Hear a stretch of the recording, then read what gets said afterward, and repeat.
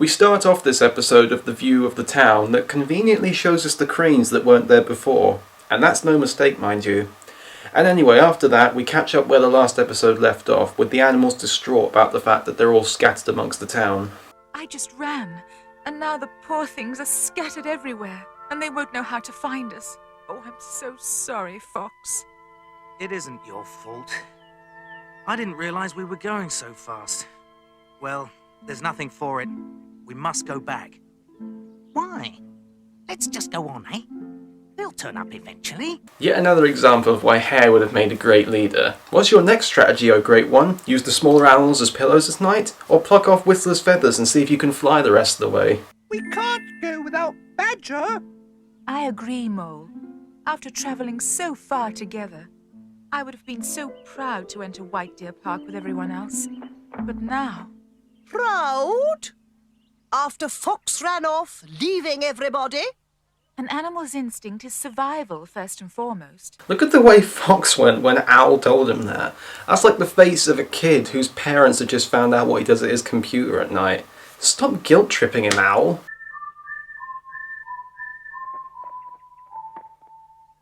Have you seen any of the others? Saw Badger and Weasel running off. In the wrong direction, I'm afraid. Didn't see anyone else. I wonder where the poor things are. Probably looking for somewhere to hide. Quick, in here. I say, Weasel, are you all right? Oh! Seems for the moment that that place is the better place to hide. For now. And why, you may ask? Well, it's quite simple when you think about it. If you're trapped in a place and you can't get out, what's the one thing you would need? Well, food, yes, certainly. Entertainment? Quite possibly. But sometimes the best thing to have is just something to drink. But we'll get back to that later.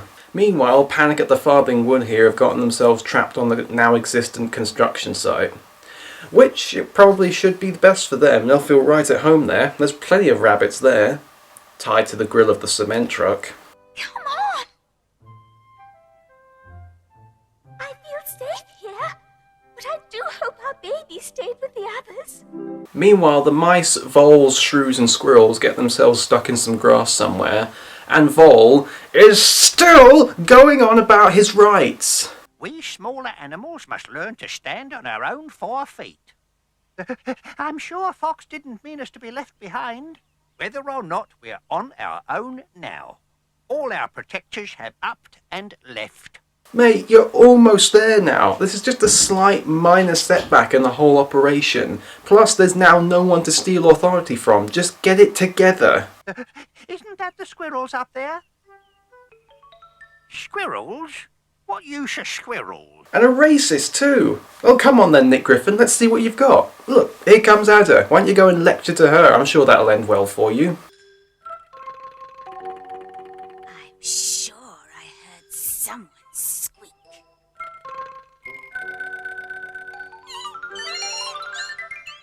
What's wrong? Why are we running? Because there's a snake after us. It's only Ada. Yes, but what Ada? Suppose it was ours. We should at least have stayed and asked. Stupid mouse. Whoa.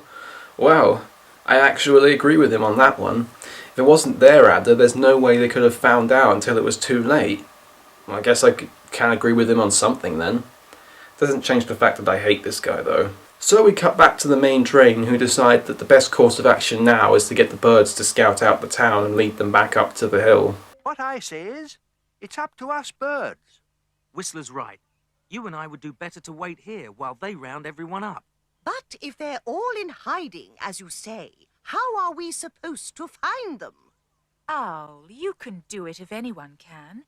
You're so good at hunting. Well, the sooner we start, the better.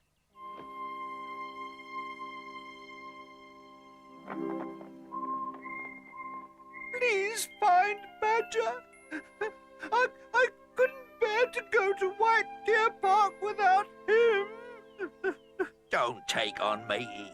While you're worrying, Badger is probably curled up nice and cozy somewhere. That's partly true, but in about 3 seconds he's going to wish that he never even met Weasel. Then again, there are probably some in the group and some watching the show right now who wish that. Oh dear. Is Badger upset then?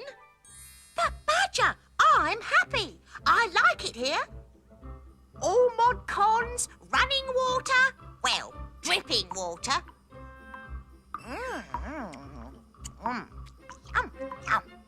Nice. Yeah, disgusting. No, nice. I'm nice too, Badger, when you get to know me. Which you will, now that we're holed up together. I've heard as drunk as a skunk before, but I feel this situation deserves a new term. Pissed as a weasel. I mean, she's completely off her head right now, and all I can imagine is that's probably wine, or maybe it's pre-mixed hurricane, who knows. Oh, and she's like this for the whole episode, by the way, so be prepared for lots more of this. I'm still thirsty. Where are you going?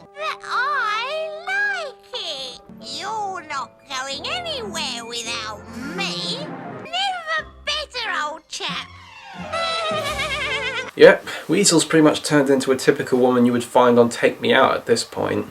And talk about a lightweight, she only had a few drops and she's already sky high. But anyway, the ramp gets pulled up and Weasel, showing a surprising amount of agility for someone who's drunk, manages to jump up to it and Badger follows her. Yeah, you got a license for that one, Brian. Here we go, here we go, here we go. Here we go.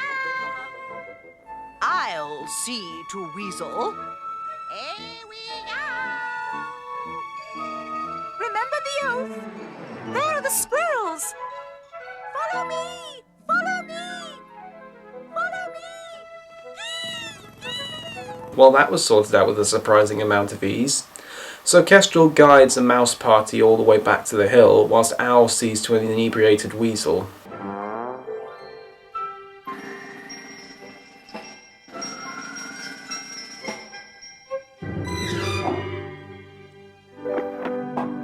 And what have you to say for yourself, pray? Ah, Badger. Fox sent me to look for you. Oh, that's the first good news I've heard all day. Just follow me. I'll take you to our leader. Well, I guess you mean President Clinton. He usually hangs around Washington, D.C. What are we going to do about Weasel? Leave her. I would. Can't go without Weasel. You know, Badger, you've been like a father to me. You have. I've always looked on you with the highest... Oh, get up. Can I ride on your back, Badger? So Badger, being kind enough not to leave Weasel inebriated in the street like a man with a bad hangover, he eventually picks her up and gets her back up the hill with the others. The squirrels are coming. Hooray! Hooray! You did come a long way. Did you see any of the others? Weasel? Well, we heard her anyway. Hooray! Apparently she drank some human stuff and turned as silly as they are.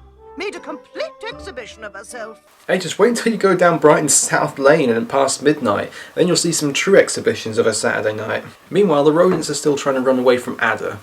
Let's see how that's going. I see you.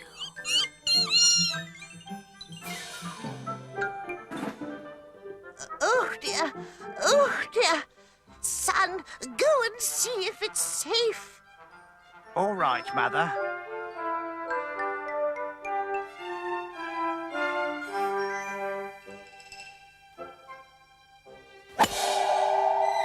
Well, before Vol can be blown up by Carl Spackler, Kestrel comes along to help. Meanwhile, the rabbits are enjoying the experience parallel with attending a Swedish metal concert. Safe? In here?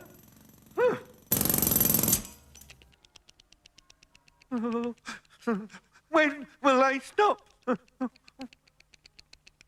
They have stopped. I can still hear them. That's your teeth chattering.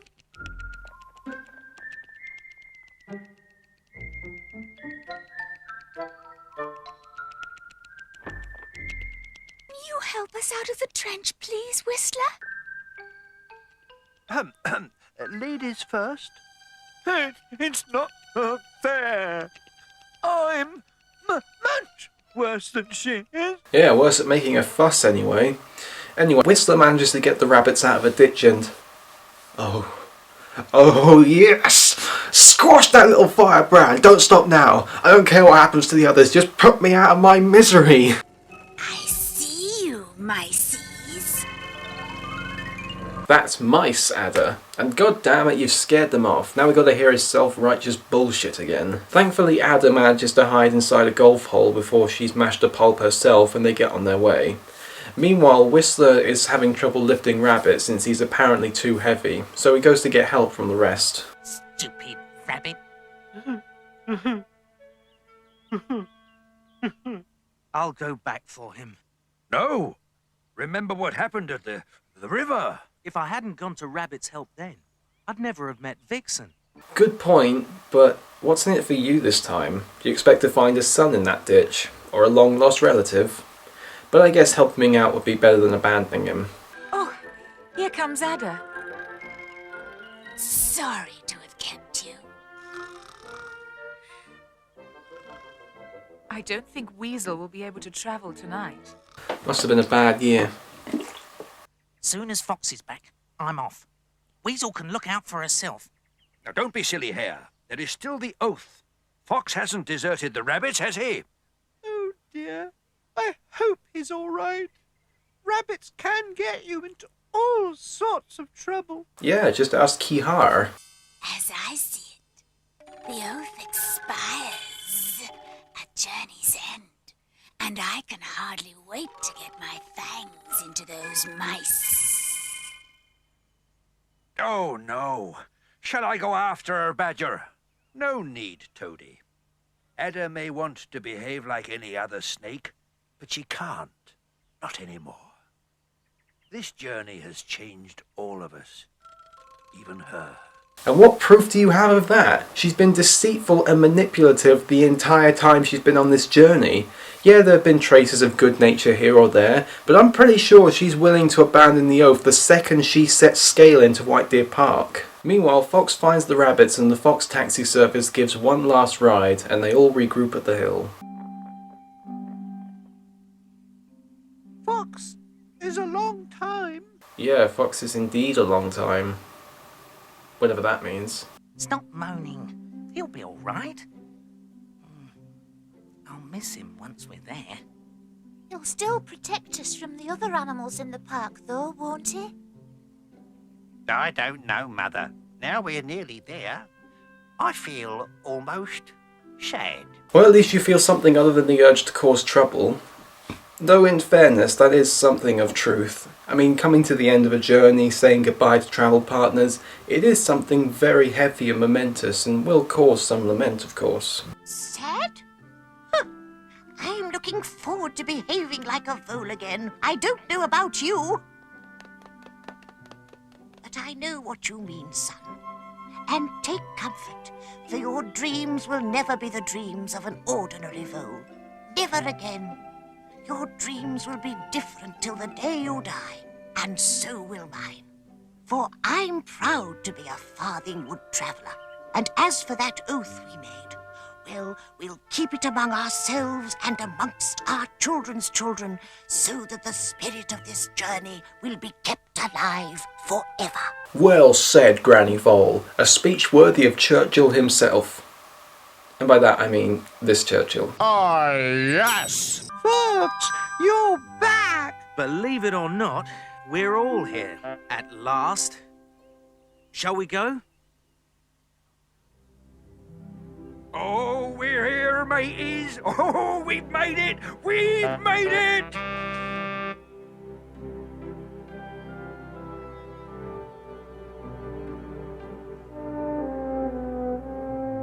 Come, let me greet you. Go on, Toad. You led us here. Besides, you've been here before.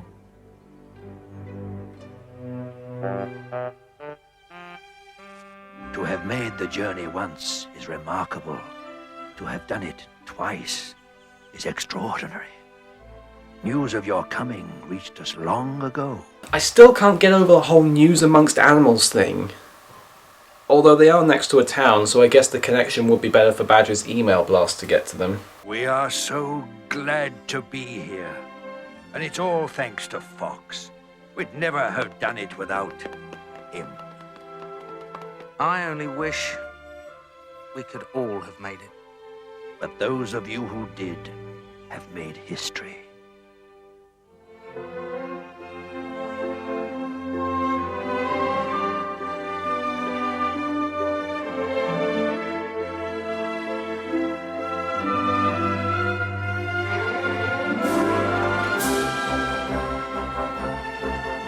Welcome to White Deer Park.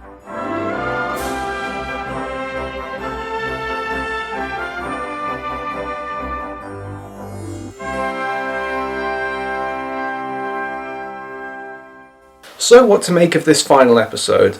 Well, I do feel that the rescue portion was a little bit arbitrarily tacked on to extend the running time, and the whole gravity and momentum of the situation of them getting so close to their destination doesn't really feel like it's there for most of the episode. When they actually get there at the very end, and just the whole situation and atmosphere of what's going on around them makes it more than worth it. It really gives you a sense of reflection and just makes you look back on the journey as a whole and what they've all been through. Even if a montage might have been called for, I'm just saying that probably would have made things a lot better. But as it is, what happens in the very end of the episode works exponentially well. And one last crisis to see the animals pull together and get themselves out of. It's nice to see.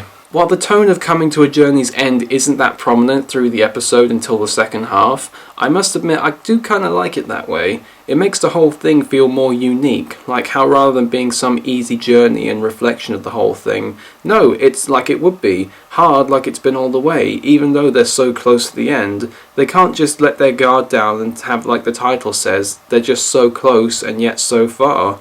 And when they do get there, it makes it all the more worth it. Especially since the image of the sunset over White Deer Park is absolutely beautiful to look at, particularly with the oil painting style of the backdrops that the show has. The journey to White Deer Park has been a long, tough and gripping journey from beginning to end, with many of highs and lows, strained the characters' ability to lead, pushed them to the best of their ability, and banded them together to overcome odds that are way bigger than they can ever imagine. This whole thing has been an insane amount of journey, and it's really come to this great final conclusion. It's given a major satisfactory end to it. One that in many ways one could argue wouldn't need a sequel, but as we all know, they made one. And so that comes to the end of this series, but it's not the end of my analysis. Tune in next week when I'll be going through a series overview where I look at the characters, the animation, the themes and the story in general. I'll see you there.